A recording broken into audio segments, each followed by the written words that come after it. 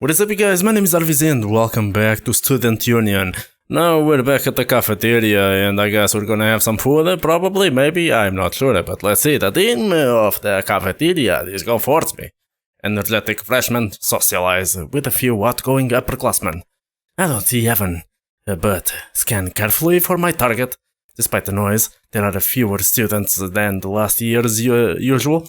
I might be wrong about that, since Mr. Underwood said there were more students overall. The room disperses the aroma of the kitchen. A chicken strip day. Reliable as ever. Oh, chicken strip. Oh, chicken. Chicken. It's good. It's good. Good chicken. Good chicken. Yes. I don't find who I'm looking for, but I spot a familiar face. A short girl. Sits alone at the end of the table. Oh, kawaii desu ne. Oh, yes. She's staring at her food, expressionless, as if separated by miles. I decide I'll put an end to that and sit across from her. It's funny to see many empty seats around you. She flinches, dropping her plastic fork. Oh, hey there. Holly is radiant, beaming at me. Yeah, you're right. Where is everyone? She steals my fork. Wait, hang on, that's my fork. What the hell? I was gonna ask you that, honestly. Well, this presents an opportunity for catching up. I haven't seen you since forever. You got huge. Oh yes, I'm so big right now. Yes. You just shrank.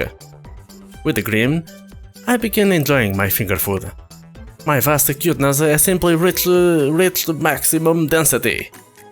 You're dense, huh? Oh, very dense. Very dense. Yes. With a fork flourish that's a little too close to my face, she retorts without hesitation.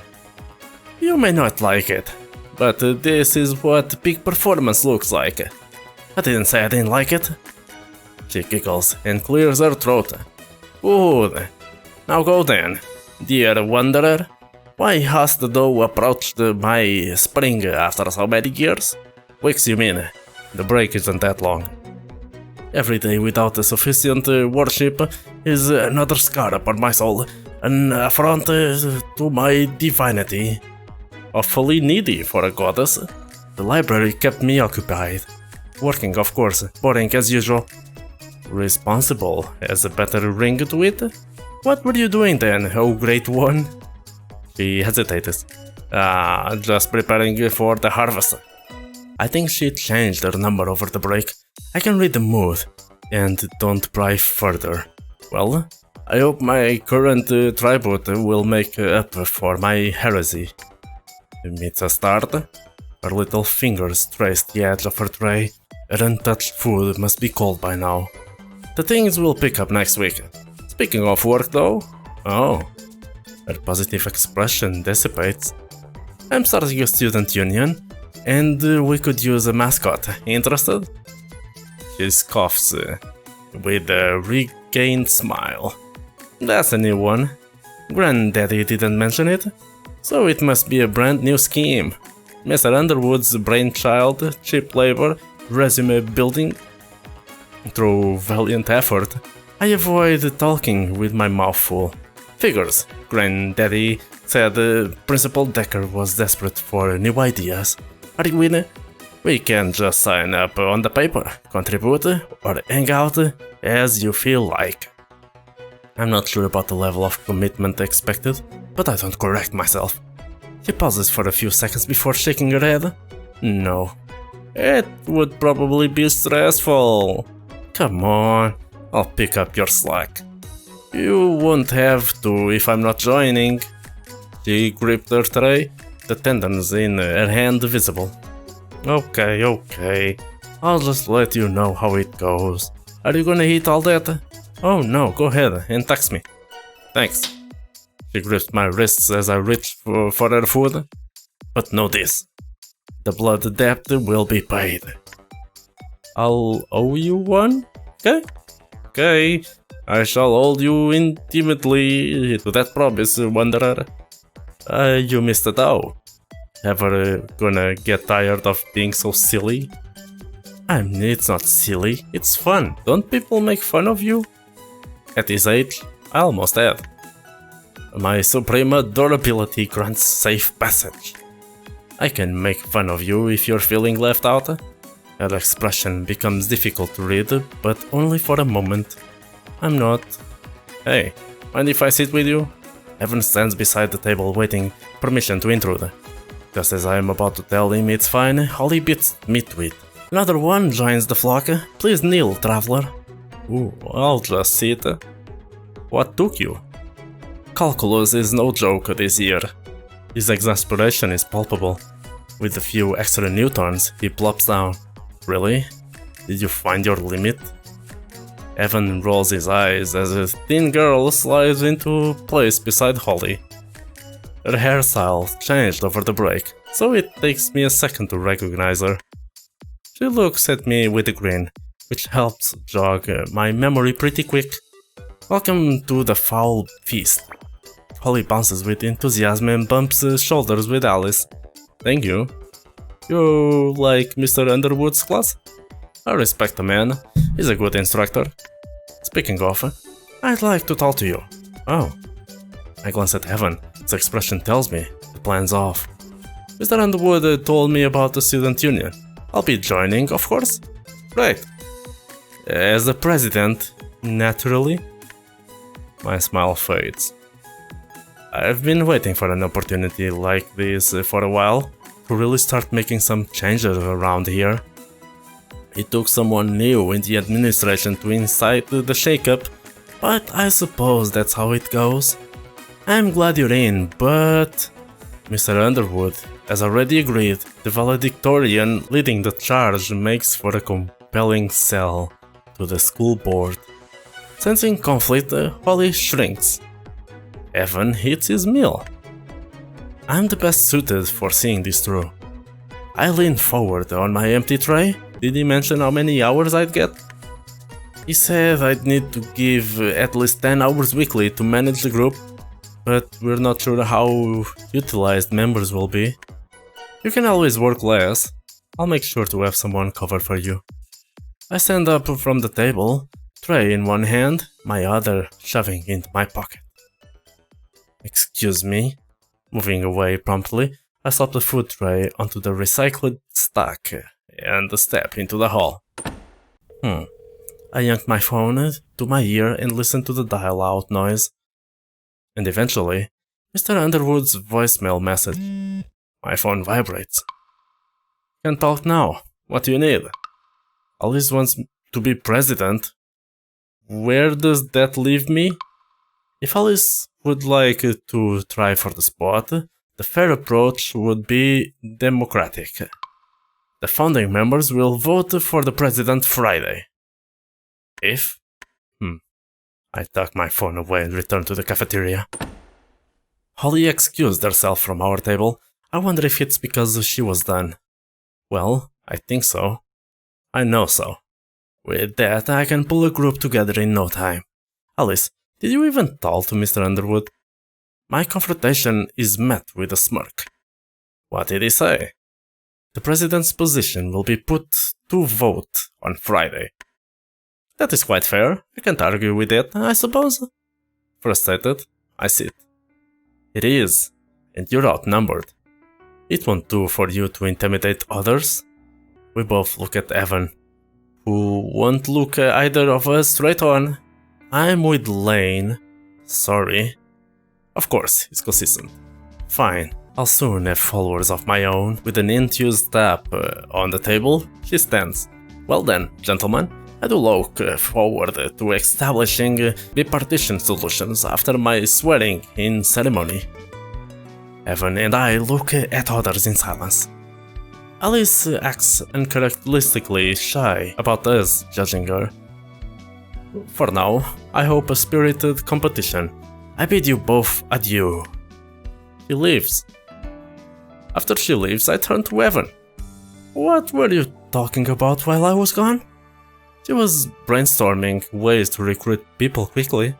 And the short version is to make false promises, get lots of students to join on that basis, have the group established, then let things settle however they settle. Seriously, that sounds like a recipe for disaster. Mr. Underwood would lose respect for me if he found out. He might even fire me. Think about it. Has he given any specific instructions?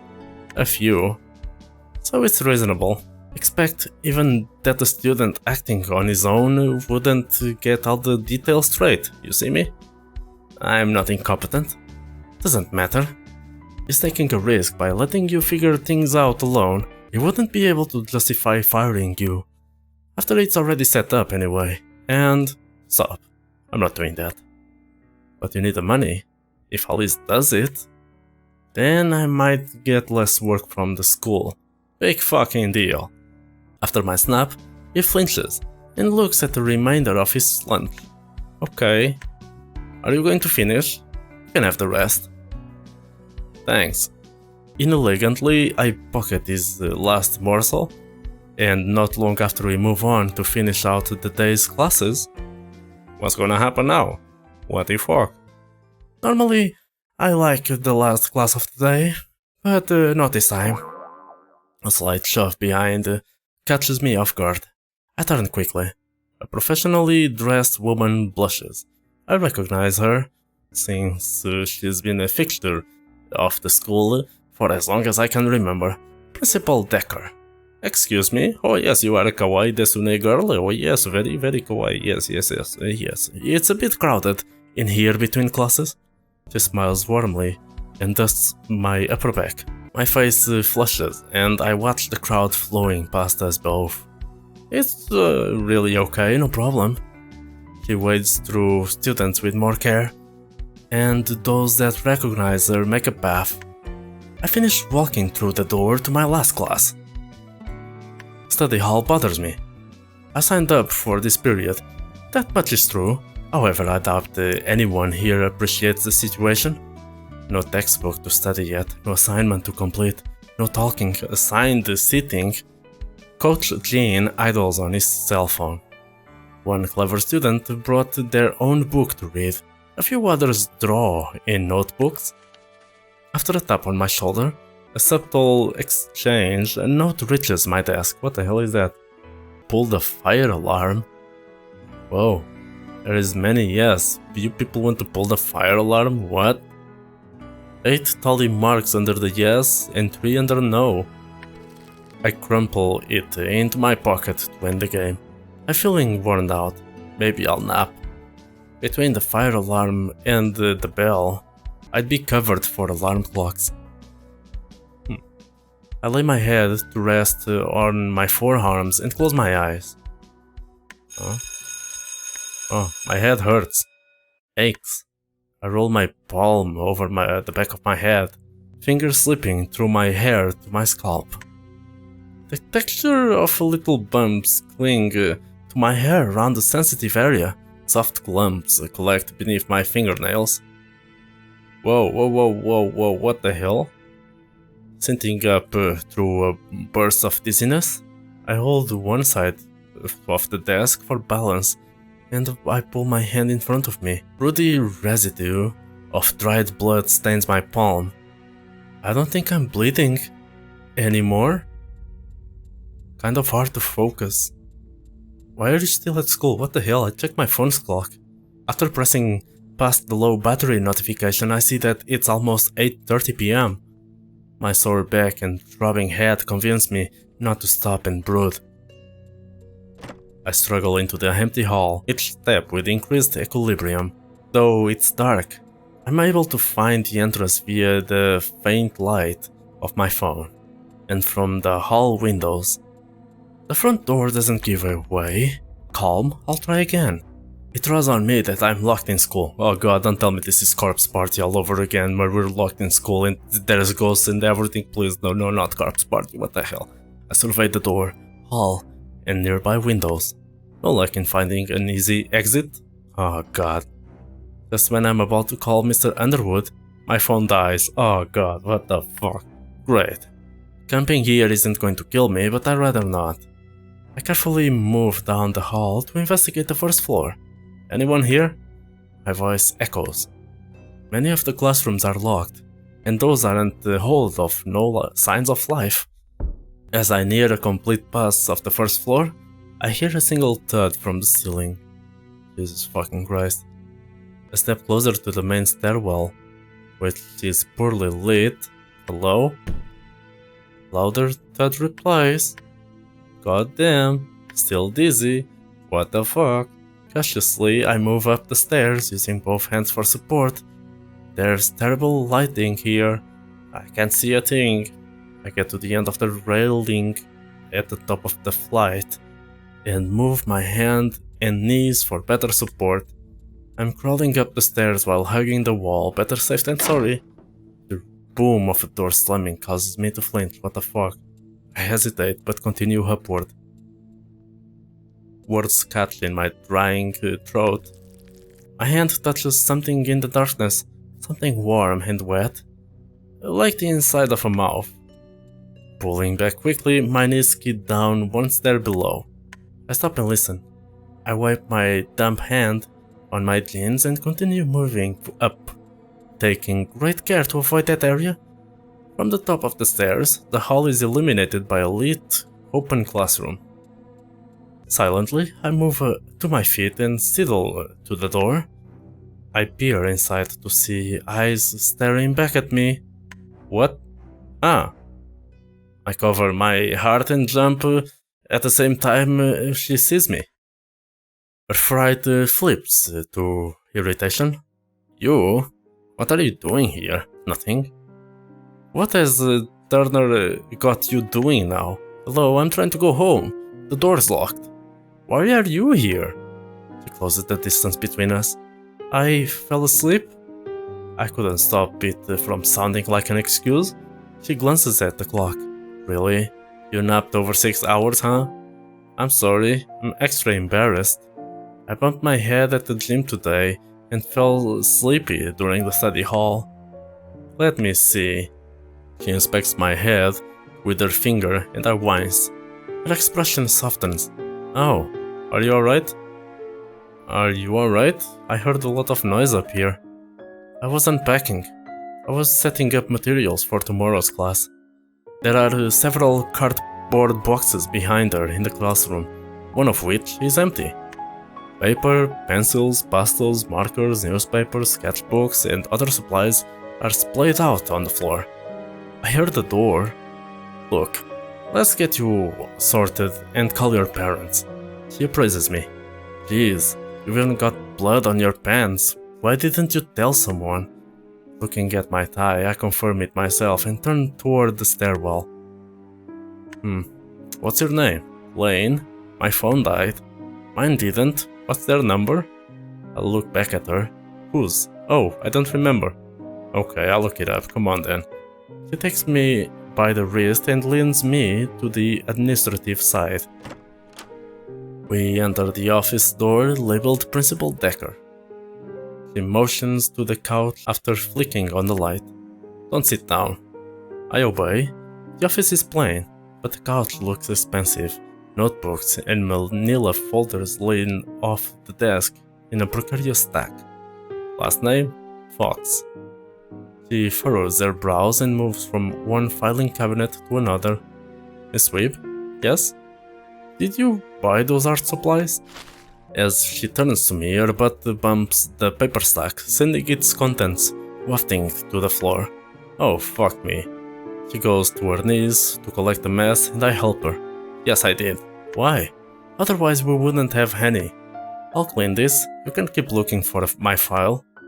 She moves a strand of hair behind her ear and eyes me. Then she follows my suggestion. After a few quiet minutes, I've sorted the pages into 2 separate stacks on the desk. I open the desk drawer. Oh, and pull out an half-empty bottle of wine. Don't touch my personal items. Miss Webb snatches it from me and sets the bottle back in the desk before closing it definitively. Sorry, Miss Webb humphs. Also, do you not actually attend this school? Your record is missing. Oh, Mr. Underwood might still have my file. What's your address? My record is probably on his office. We can just go check, right? No, it would be rude to intrude when he's not around. I look around at the room. She recognizes the inconsistency too.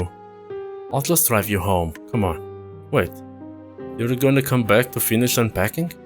I haven't decided, come on. With impatience, he moves out of the office, turning the lights off on me before I follow. Why don't I help you? We can go twice as fast. You realize you've probably had a concussion, don't you? I feel a lot better after the nap. She spins on her heel to address me. You are going home, young man? Okay, alright, yes ma'am. Please wait here. She collects her purse from the art room, leaving me alone in the dim hall. My head is still throbbing, so foregoing helping her unpack is probably for the best. I place my hands in my pockets and realize the one which held those 2 notes is now empty. My schedule is gone, and so that fire alarm note. We'll use the emergency exit stairs to get to the parking lot faster. Miss Webb moves ahead of me in the opposite direction of the pitch black stairwell. I follow. Won't we set off the fire alarm? We should, but it's broken. Oh, that's probably against some regulation, right? You should put it on your to-do list for your club. We walk from the exit stairs through the parking lot and then step into her car. I tell her my address and we start to drive. After a couple of minutes of silence, I break the ice. Sorry for the trouble. She glances at me, unfazed. How did you fall? I don't remember exactly. I look out the passenger side window. You remember none exactly? If you're being bullied, I need to know. It's not that, honest. Well, a bump on the head gives you a pass. Please be more careful. The ride is quiet again. I'm not sure for how long. My mind wanders. Your project with Turner, Mr. Underwood, was it your idea or his? I think both. I asked what I could do to help for a part-time job, and he recommended it. So it was your decision. Is something you want to do? I hesitate.